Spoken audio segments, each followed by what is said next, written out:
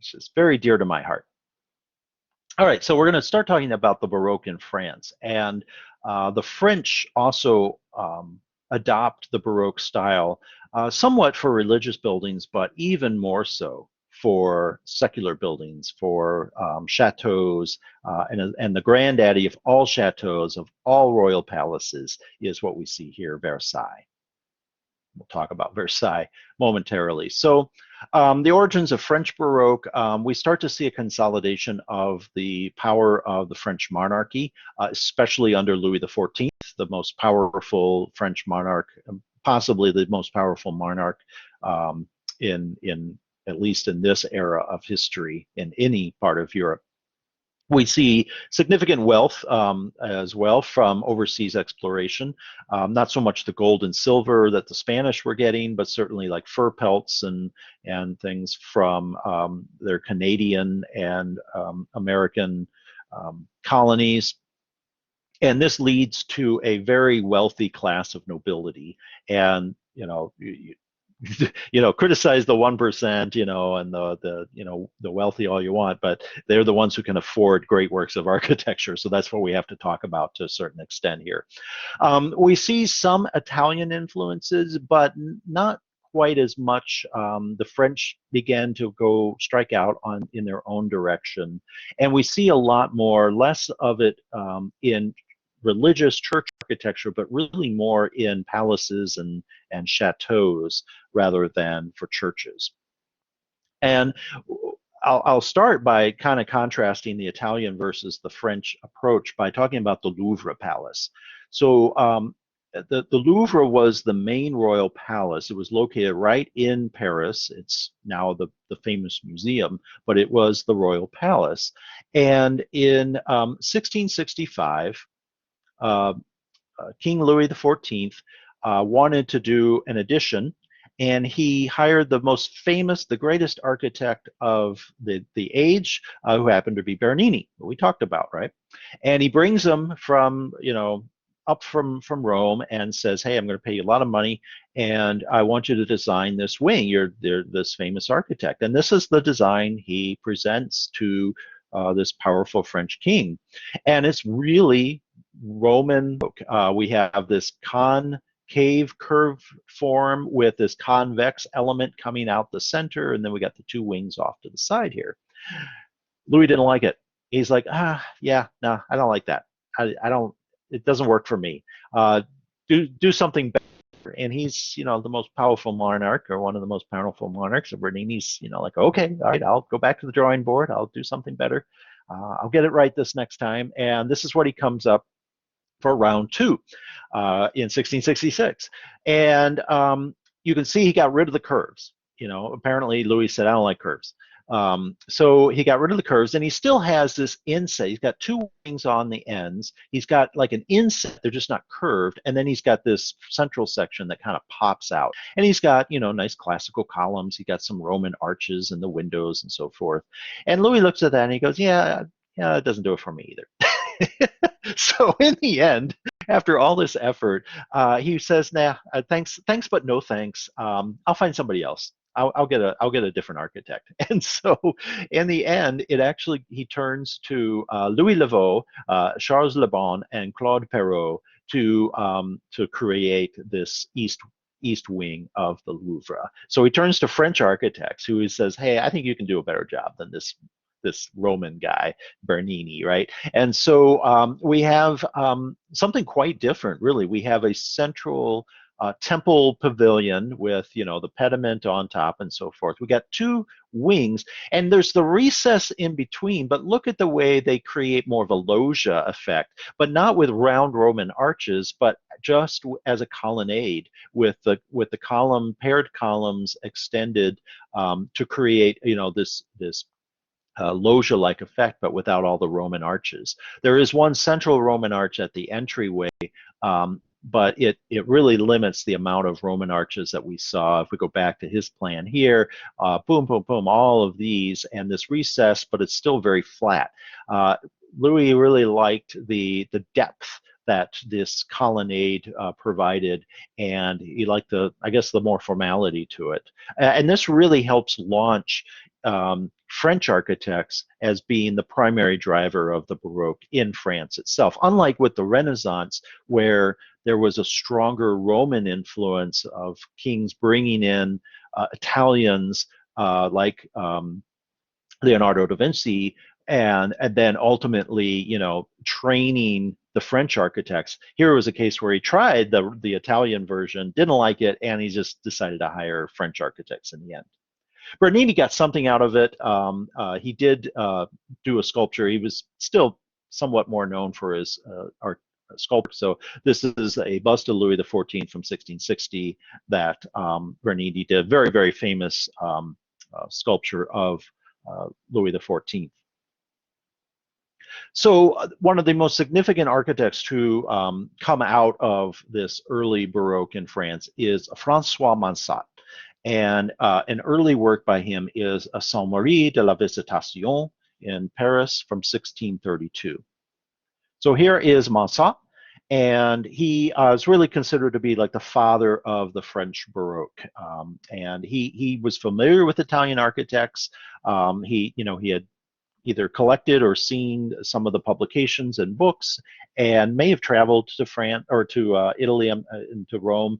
But he was highly educated and trained, and so he kind of becomes this father figure to many of the other French architects who might train under him or try to mimic his style. And therefore, there is some direct connection between Mansart's works and some of the Italian that would later fade away by his successors. So Saint-Marie de la Visitation, we see in plan is a circular form. So again, he's eliminating the basilica form of the church plan and going more with the Bernini idea of circles or ovals or ellipses. And here he's using just a nice pure circle that's going to have a dome over the top and an altar on one end. It's not a large church, and so in smaller churches you can do that, but it's very, very similar to Bernini's San Andrea Quirinal, as I'll show you in a second. So here's an exterior view of it. Very prominent dome. You can see the buttresses supporting the dome, and then a very strong sort of Roman archway over the entrance with a smaller pediment at the entry door. And this is not unlike the sort of planning aspect that Bernini was doing at San Andrea Quirinal. This is more of an oval form than a pure circle, but you see the buttresses on that, and you see kind of this strong, here he's got a Roman arch inset to the broader pedimented temple front, whereas at Saint-Marie de la Visitation, he's kind of changing that. He's creating more of the overall arch with the temple front inscribed within that, reversing it. On the interior, pretty straightforward Baroque, not heavily ornamented. There's some additional decoration that one might expect, but not quite as elaborate as some of the and Spanish excesses that we were seeing.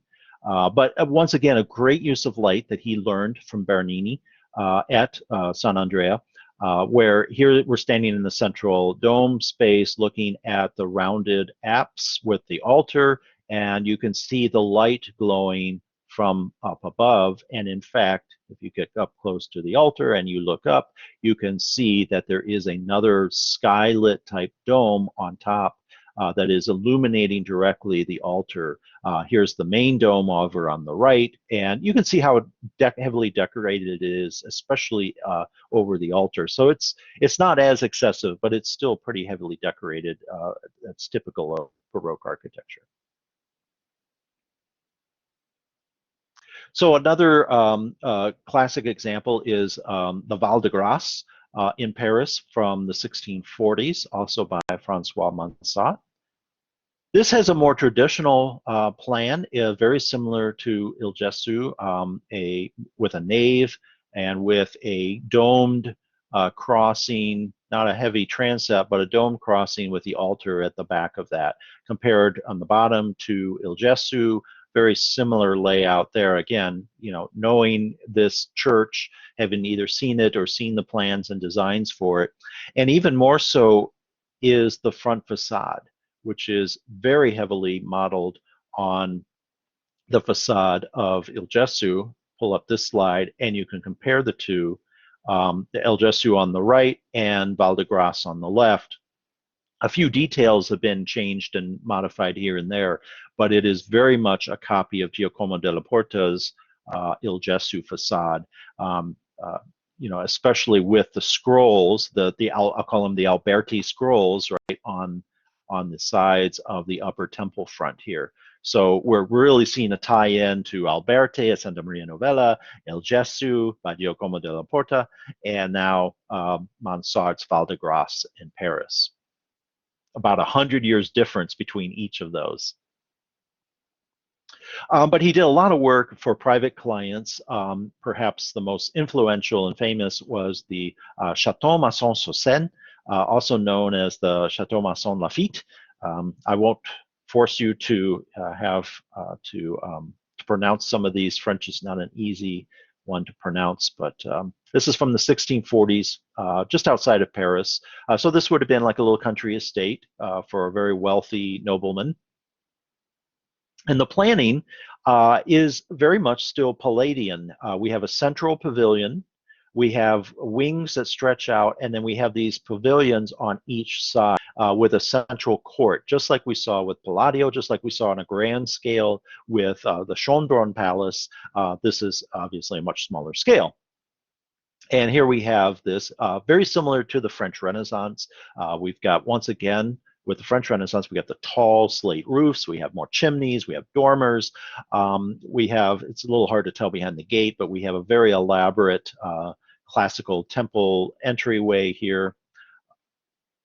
And if we look at the backside, which is really more, in some ways, the more significant view, because it was expected that, you know, visitors would hang out in the gardens, and this would be the view you would see with the classical temple fronts and almost not quite a dome-like structure, but a very central pavilion at the beginning. We'll see how this could be turned into a dome in our next example.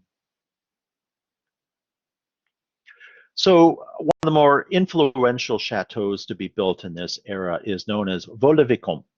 This is just outside of Paris, starts in 1658 and finished in 1661. It had a whole team, Louis Le Vaux, who we saw before at the Louvre, Charles Lebrun, and André Le Nôtre as the landscape architect, Charles Lebrun being the interior designer or decorator. And the client, very critical here, is a man named Nicolas Fouquet. He was the Minister of Finance to King Louis XIV, probably the most important figure in all of France, other than the king himself. Very, very, very powerful figure, very wealthy, immensely wealthy. And he decided he wanted a chateau that would be reflective of his wealth and power. And he hires this dream team of Le Vaux. Here's Louis Le Vaux, the architect, Charles Lebrun with the puffy hair, and André Le Nôtre. All of these guys wore wigs. All this puffy hair was from wigs, basically, and then they powdered their faces and all that kind of stuff. That was the popular trend and style in that era. So here's the plan of the building. So it has similarities to La Maison sur Seine by Francois Mansart, but here they're introducing as part of the central pavilion an ellipse or oval as a grand salon. This would be the main gathering place. So here we see this curved, you know, not circular, but in this case, elliptical form that introduces something that's more distinctly Baroque than sort of Renaissance, where everything is more orthogonal. And also look at the curvature here at the entrance. So the entrance, the main entrance is on the top. There is a little bit of a concave curvature so that the entry portico can stick out. And here's the grand entry hall, and then that leads directly into the grand salon.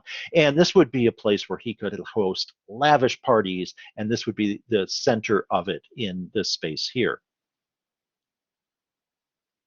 And this is the view from the gardens, from the back of that Grand Salon. So now we see, other than, unlike the previous chateau where it was just, another angled French roof, now we can see that it is a domed space with a lantern on top and a temple front on the face of that. Really elaborate and really a central focal point that also expresses the fact that it is an immense domed space. And this is a great view of it. And also you can begin to see with Lebrun as the decorator, heavily ornamented and gilded and painted. Again, he had immense wealth to create the space with.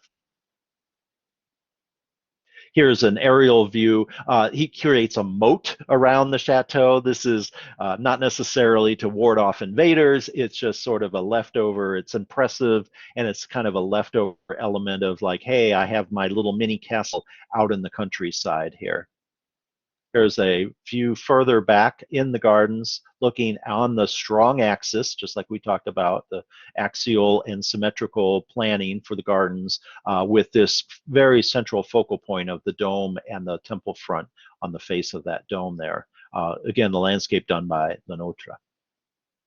Here's another aerial view, and you can see just how elaborate these gardens are. It's massive and extensive. Another view of the gardens. So this is going to lead to the next thing, and then I'll end with this, and this is the Chateau Versailles. So the Chateau Versailles was an old hunting lodge by King Louis XIII, and when Louis XIV took power, he was tired of living in the city. It was crowded, it was busy, it was noisy, and he wanted to have a grand palace outside of the city. And so he starts in 1661, and he hires this dream team of Vaux, Lebrun, and Lenotre to create a palace for him. And in fact, here's what happens. When Fouquet finishes Vaux le Vicomte, he has a grand party. And let me go back a slide, and you can see the gardens.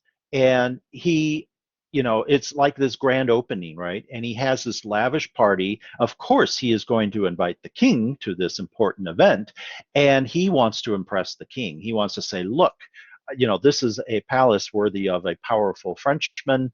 Aren't you impressed? And the king indeed is very impressed, too impressed. He's like, wait a second. How is it that you're able to build a palace that is bigger and grander than mine?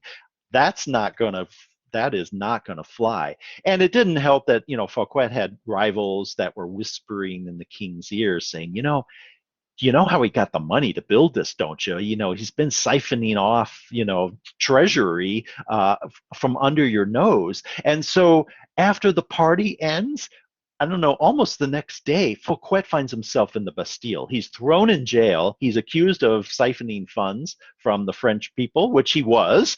There's almost no doubt about that. But that's what everybody did, but he got caught doing it. But really, he got caught outshining the king. That was a huge no-no. And so Louis XIV, basically, he throws him in jail where he rots to his death, and then he steals his dream team and says, I want something, and I want it bigger, and I want it better. And that's how we get Versailles. Later on, Jules Haudoin Mansart, the nephew of Francois Mansart, actually contributes to Versailles as well. So here is King Louis XIV. He has a long, powerful reign from 1643 to 1715. This is a famous painting by him, or of him. And here is the plan as it was ultimately completed. And this has a lot of similarity to the plan of Rome. Here's Pope Sixtus V's plan for Rome. Again, Piazza del Popolo, and then these radiating spokes of a wheel that come out from that. And if we go back to the plan of Versailles, we see the chateau here, sort of left or right center. That's the chateau itself, and a plaza out front, and these three radiating streets directly out from that lead back to Paris, essentially. And then we see the radiating spokes that go out that create the gardens that Lenotre did. So I'll show you an aerial view. This is a drone view from behind the palace, looking out to the plaza out front and the three streets that radiate out. You'll notice that they sort of peter out after a little while. That's as far as the king could see from his own apartment on the center here, and so they kind of just gave up after that. It's all about show, and you know the rest of it. They weren't going to have a straight street going all the way the 20 miles back into Paris or whatever it is. So it only went as far as he could actually see. But the plan, the idea is definitely there. And this is symbolic too. This puts the king, whose bedroom was literally right here in the center, at the center of this, you know, all roads lead to Rome. In this is the French version of all roads lead to Versailles, to the king at the very center. This is a very important symbolism that Louis XIV wants to show, that he is the center of, he is France. Now, he's not just the center, he is France. I am France. Here is a plan of the chateau, and you can see that it is massive. There's a church involved. There's an opera down on one end. This is the grand court here, with the king's bedroom suites right here at the very center. And here's a little view of how it looks today with some, this is kind of recreated, I think, for a movie scene. So that you can see the carriages and the fancy guards and stuff.